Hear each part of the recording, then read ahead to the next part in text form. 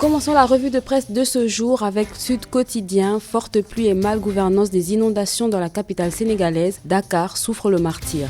À la une de Grande Place, tristesse et ennui suite aux fortes pluies à Dakar. Dakar entre malheur et malaise, la capitale encore sous les eaux, le plan Orsec déclenché, la résultance d'une gouvernance incompétente et mensongère selon Sonko.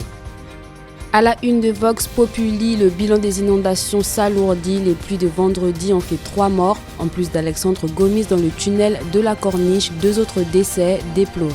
Le ministre de l'Eau et de l'Assainissement fait le point et liste les mesures prises par l'État, c'est aux pages 2 et 3.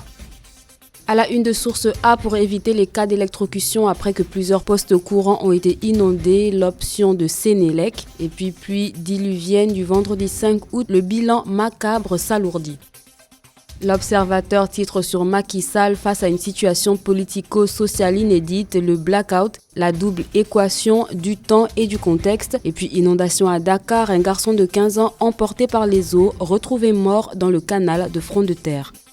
Le Témoin titre sur lendemain difficile après législative, les chantiers d'hivernage de Macky Sall. En plus des inondations qui ont contraint le gouvernement à déclencher le plan Orsec, le président de la République est confronté à de multiples équations, dont l'impératif d'éviter une cohabitation à l'Assemblée nationale.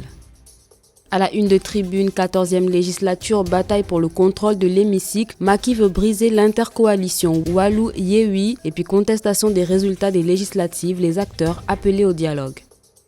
Direct News titre sur la présidence de l'Assemblée nationale qui entre Amadou Ba et Mimi Touré. Si Mimi Touré a l'avantage d'avoir été tête de liste et militante de première heure, elle traîne néanmoins le handicap du lourd contentieux avec Wallu sur l'affaire Karim Wade et sa position connue sur le 3e mandat. C'est à la page 3. À la une du quotidien, courtisé par le contrôle de l'Assemblée, Pape A du Diop, Yewwi lui propose le perchoir.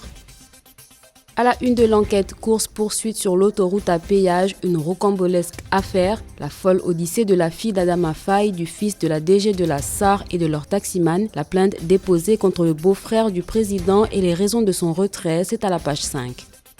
L'actualité sportive maintenant, nous commençons avec Record, Ligue 1, un bijou contre Strasbourg, Crépin, un retour de haute volée, j'ai galéré, je mérite d'être récompensé.